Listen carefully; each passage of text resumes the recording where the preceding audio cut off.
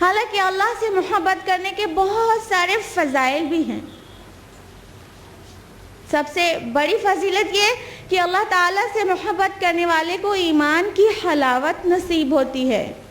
فرمایا اللہ کے رسول صلی اللہ علیہ وسلم نے، لکھا ہے صحیح بخاری جلد نمبر 1 کتاب الایمان باب نمبر 14 حدیث نمبر 15 میں، کہ اللہ کے رسول صلی اللہ علیہ وسلم فرماتے ہیں جن میں 3 صفات ہوگی وہ ایمان کی حلاوت، اس کا چاشنی، اس کا ٹیسٹ پائے گا۔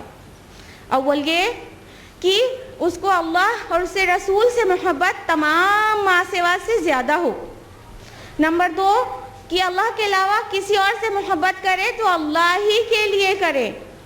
اور نمبر 3 کہ اسے ایمان لانے کے بعد کفر کی طرف لوٹنا، آگ میں ڈالے جانا جتنا ناپسندیدہ ہو۔ اور آپ دیکھیں کہ اللہ کی محبت سب سے زیادہ ہوگی تو ایمان کی حلاوت ملے گی۔ صرف یہی پوائنٹ اللہ کی محبت کا نہیں ہے، بقیہ 2 پوائنٹس بھی اللہ کی محبت کے بعد ہی ممکن ہے۔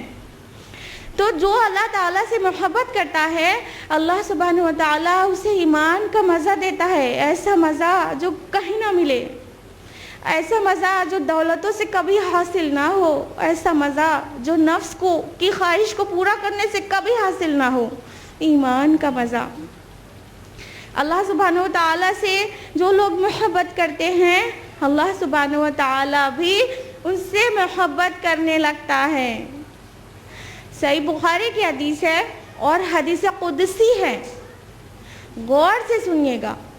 حضرت انس بن مالک رضی اللہ عنہ راوی ہیں، فرماتے ہیں کہ اللہ کے رسول صلی اللہ علیہ وسلم نے فرمایا کہ اللہ تعالیٰ فرماتا ہے، حدیث قدسی ہے، اللہ تعالیٰ فرماتا ہے کیا کہ میرے دوست سے جس نے بغض کیا، جس نے دشمنی کی، اس کے لیے میری طرف سے اعلان جنگ ہے، اور بندہ فرائض کے ذریعے میرا قرب حاصل کرتا ہے، اور وہ اس سے زیادہ عزیز مجھے کوئی شے نہیں، اور وہ مستحبات کے ذریعے وہ مجھ سے اور قریب آ جاتا ہے، یہاں تک کہ میں بھی اس سے محبت کرنے لگتا ہوں، اور جب میں اس کو محبوب بنا لیتا ہوں تو اللہ تعالیٰ اس کی آنکھیں بن جاتا ہے جس سے وہ دیکھتا ہے، اس کے کان بن جاتا ہے جس سے وہ سنتا ہے، اس کے ہاتھ بن جاتا ہے جس سے وہ پکڑتا ہے، اس کے پیر بن جاتا ہے جس سے وہ چلتا ہے۔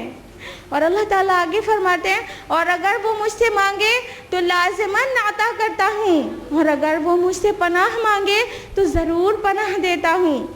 مجھے کسی چیز میں تردد نہیں ہوتا سوائے اس مومن بندے کے موت کے جو اسے ناپسند کرتا ہے، اور میں بھی اس کو اس کے لیے ناپسند کرتا ہوں، مگر موت تو آنی ہی ہے۔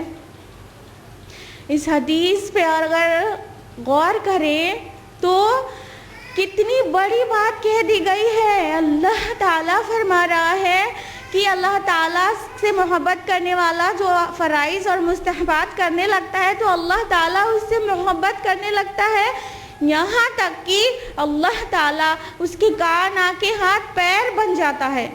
اگر یہ بات کسی بھی غیر نے کہی ہوتی، کسی انسان نے کہی ہوتی تو کفر بھی ہو جاتا، شرک بھی ہو جاتا، کتنی پیچیدگیاں شامل ہو جاتی اور کوئی ایکسپلینیشن نہ رہ جاتا۔ لیکن کون کہہ رہا ہے؟ خالق دو جہاں اللہ جل جلالہ کہہ رہا ہے، اور نقل کون کر رہا ہے؟ الصادق المصدوق محمد امین صلی اللہ علیہ وسلم نقل کر رہے ہیں۔ ذرا تصور کیجئے اس بندے کی آنکھ کی روشنی کا جو اللہ سے دیکھ رہا ہو۔ حضرت عمر فاروق رضی اللہ عنہ مسجد نبوی مدینہ کے ممبر پر بیٹھے بیٹھے شام کا میدان جنگ دیکھ لیتے ہیں۔ کیا ہے ان آنکھوں کی وسعت، کہاں تک پہنچ رہی ہے۔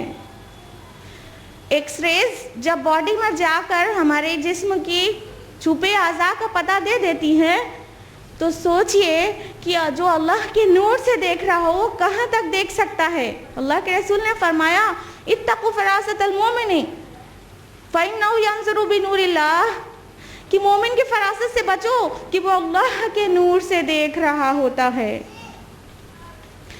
اور غور کرنے کی بات اس حدیث قدسی میں یہ ہے کہ ایسا بندہ اللہ تعالیٰ سے جب کبھی جہاں کہیں جو کچھ مانگتا ہے دین اینڈ دیر گرانٹ کیا جاتا ہے، جو بھی مانگتا ہے دے دیتا ہے اللہ تعالیٰ.